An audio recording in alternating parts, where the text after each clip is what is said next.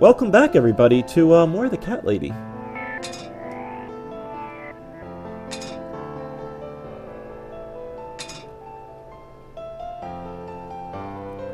Go, kitty cat!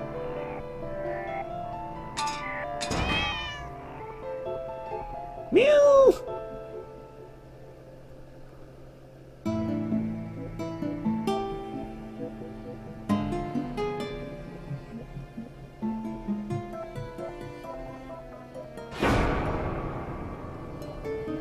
Oh, well. That's smarts.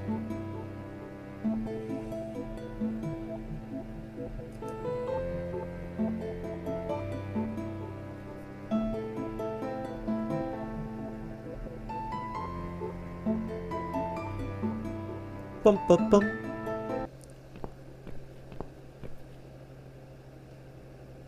Hey there, gorgeous. I see my old lady brought the bleach again. What a shame. I really liked your eyes. It could have been a start of something very exciting for us, if you know what I mean. She does that every single time. What do they call it? Trust issues. That's it. Well, never mind. Plenty more fish in the sea. I'm not too fussy, but even I have some standards. Ain't gonna touch a bird like you, I gotta be honest, girl. You look like shit. But I wouldn't want you to think I'm not a kind man. Plenty of time until dinner, and you're in pain, so I've brought something to end your suffering. Think of it as an option. I've got this gun here. It's one of my favourites. There's just one bullet in the chamber. Large caliber. You'd be long dead before you'd feel any pain. Sounds good, doesn't it? I mean, it's just an idea, you know, no pressure. Ah, of course. You can't see it. That bleach turned your eyes to nothing but jelly.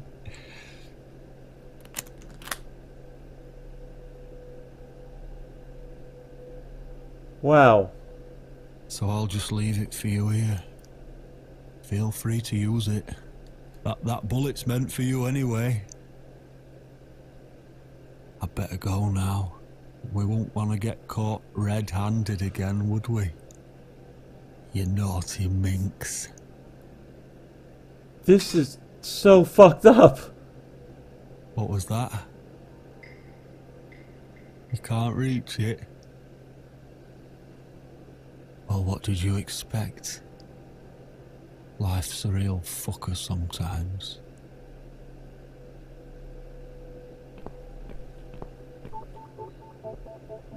Meow.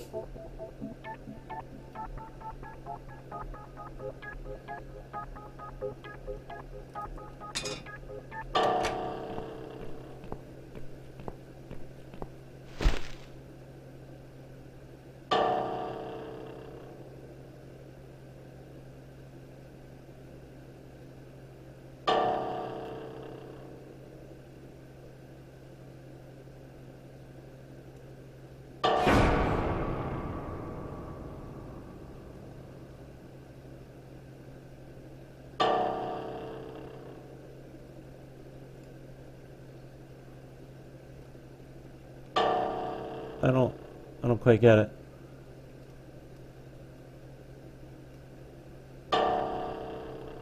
Is he gonna look down?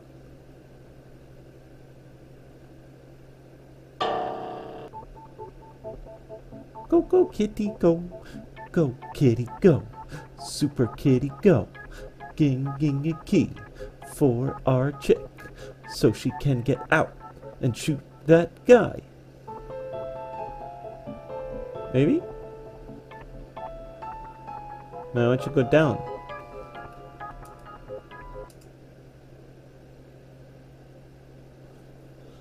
What? Who's this? My eyes. I can't see a thing. That bitch. A key? Who are you? Say something. Anything. You. I should be able to unlock the handcuffs now.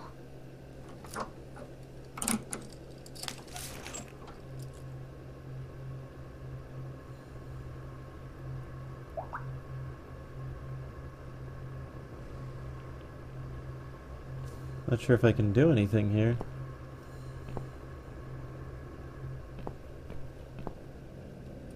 The gun! That idiot left his gun! No! No, no, no! I dropped it! Where is it? Where the hell is it?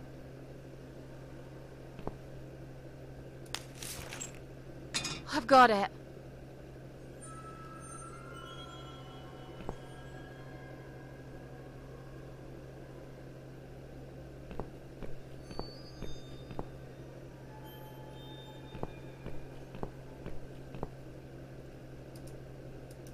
I'm sorry, Mitzi. I have to break my promise.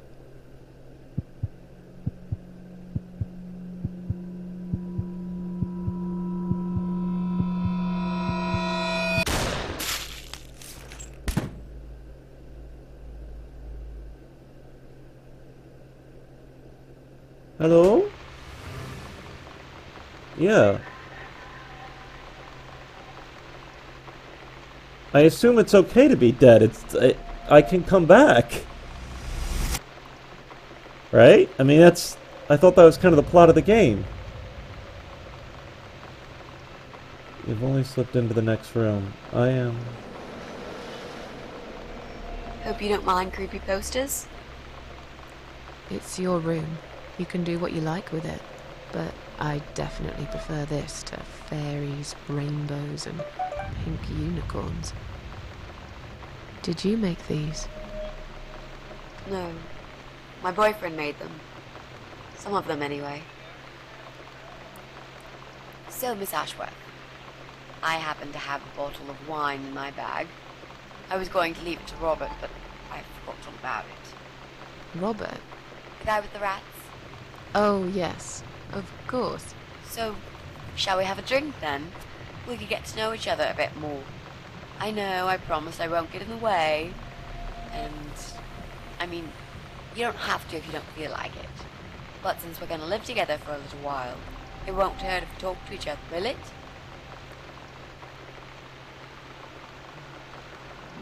Yeah, that's okay, I guess. Great! I'll bring the wine.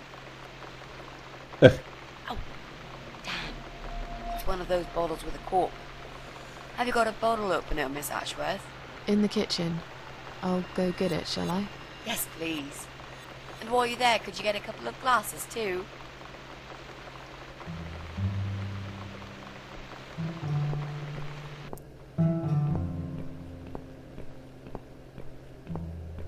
Alright, so... I guess that was like a future event? I don't even know.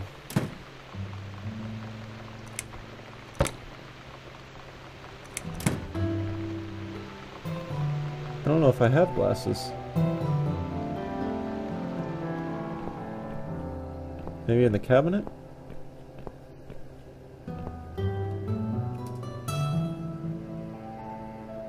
One for me, and one for Mitzi.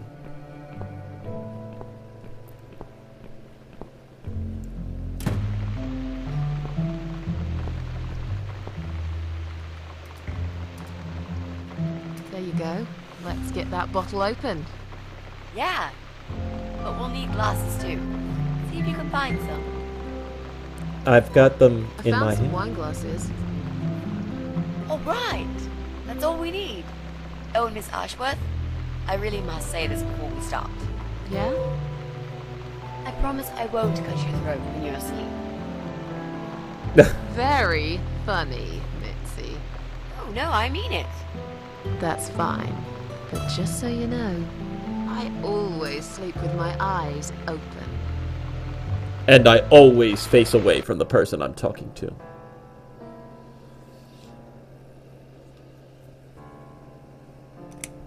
So, the big C.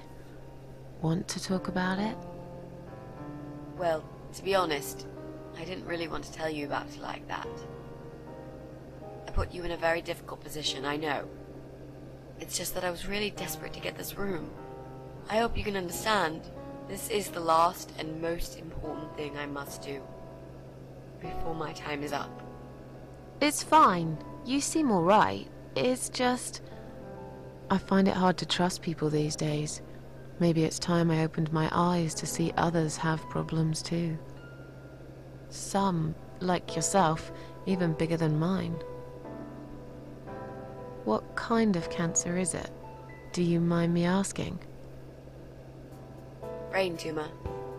Her name is glioblastoma. Huh. Yep, they're all girls, the way I imagine it. Just look at their names. Lymphoma, melanoma, myeloma, leukemia, sarcoma. Each of them a fucking goddess of death. Beautiful and ruthless. You might just be right about that, Mitzi. I used to be a nurse. I know a few things about cancer. And I know glioblastoma. She's a real bitch. Yeah, and yet she gets to be the prom queen before night ends, while I disappear down the back exit. How long? They said I had a year. But that was 6 months ago, so... yeah. Not awfully long. Is there anything... They've tried. I'm sorry. Yeah. So am I. Do you want to talk about something else?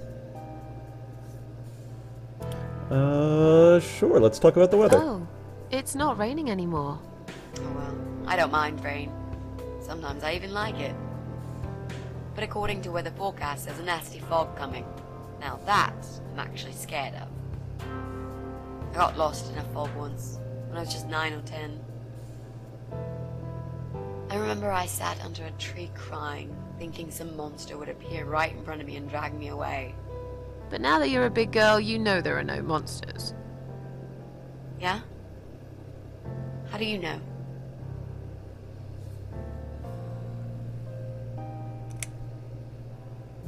The only monsters are us.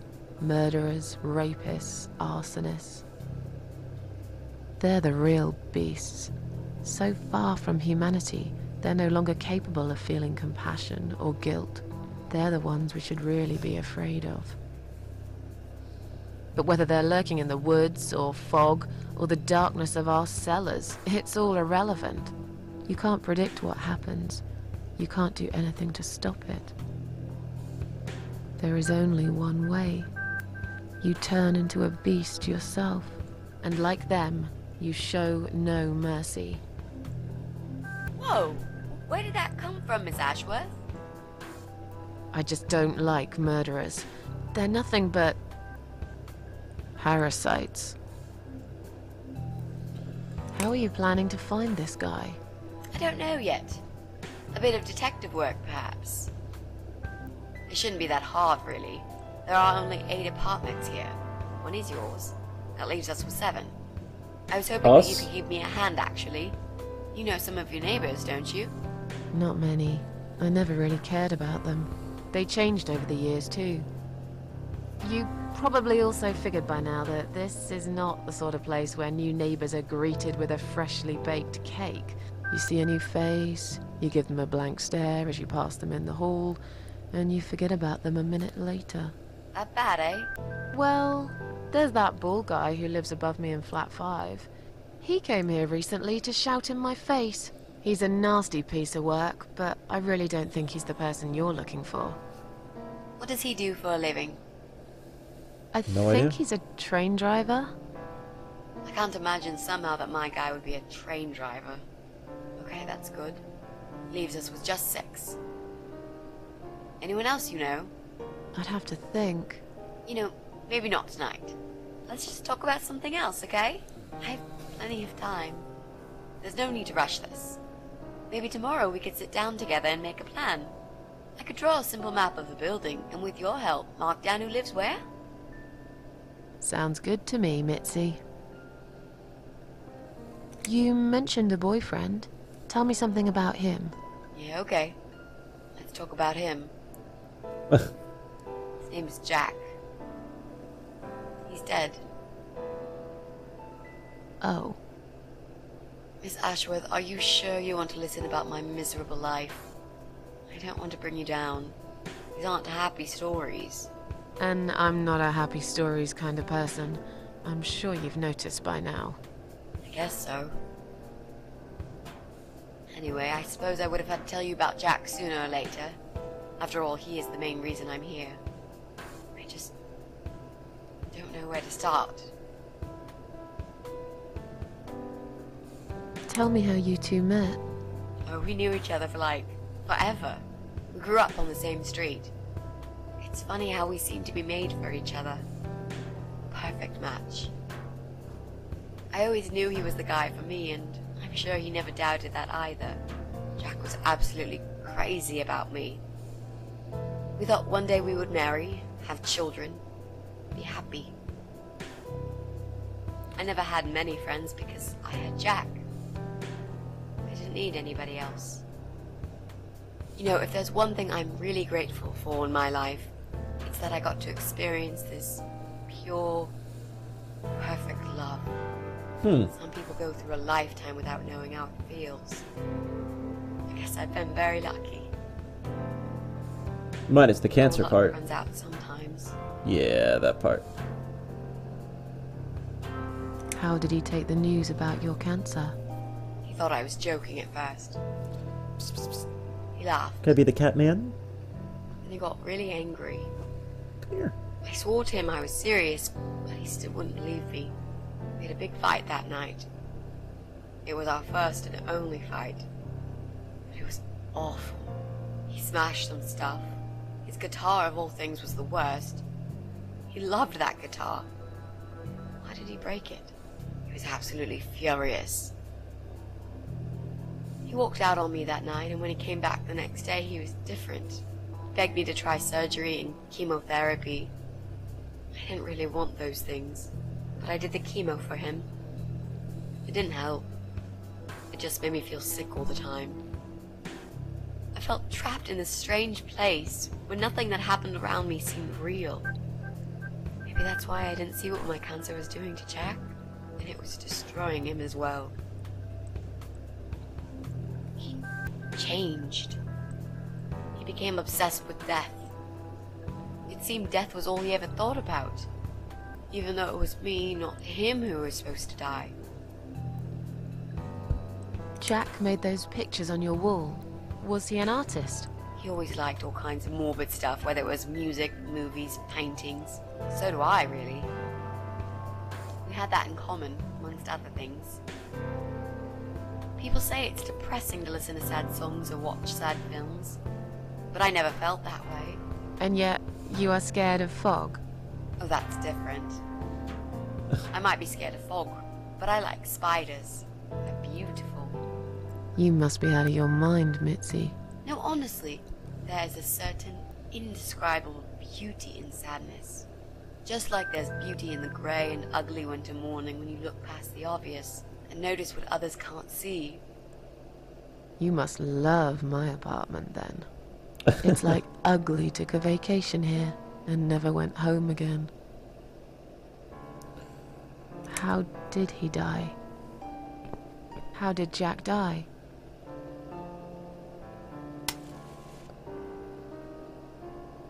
It was so distant in the last few weeks before he died. What I didn't know was that he kept looking for something. I don't think he even knew what exactly, but it eventually found him.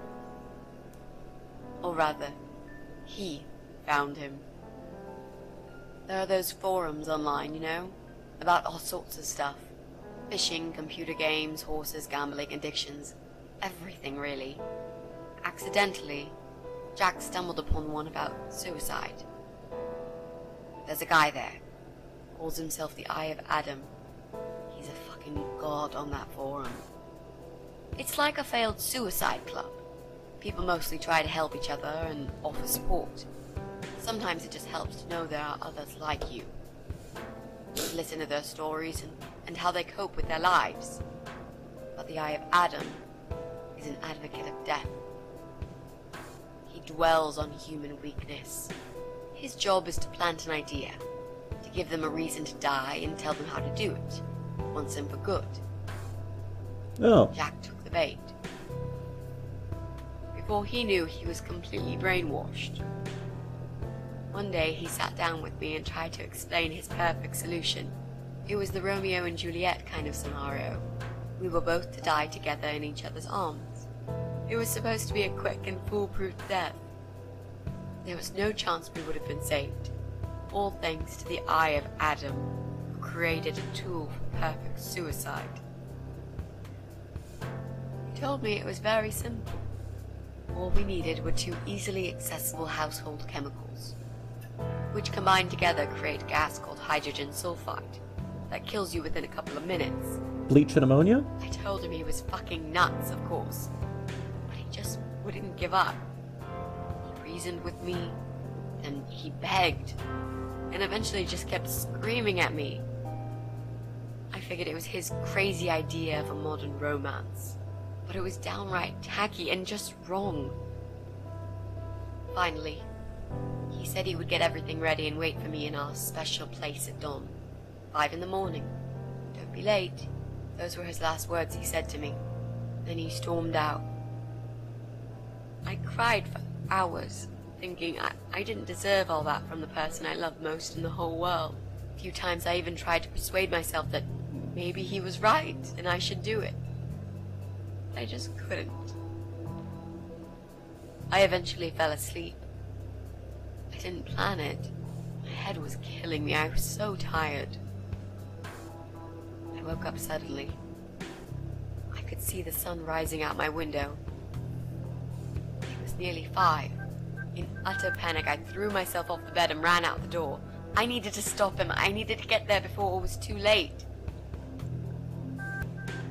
But right there in my bedroom, before I even left, I already knew it was. When I arrived at our special place, it was already bright.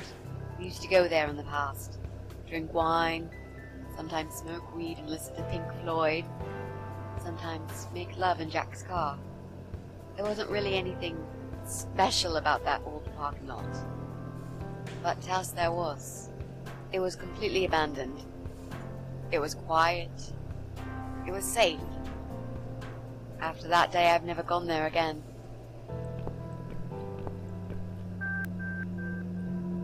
Am I controlling her? I am. Alright, folks. Well, that looks like a good place to kill it. So, if you'll pardon the pun. As always, thanks for watching. To the next. Thanks for watching, everybody.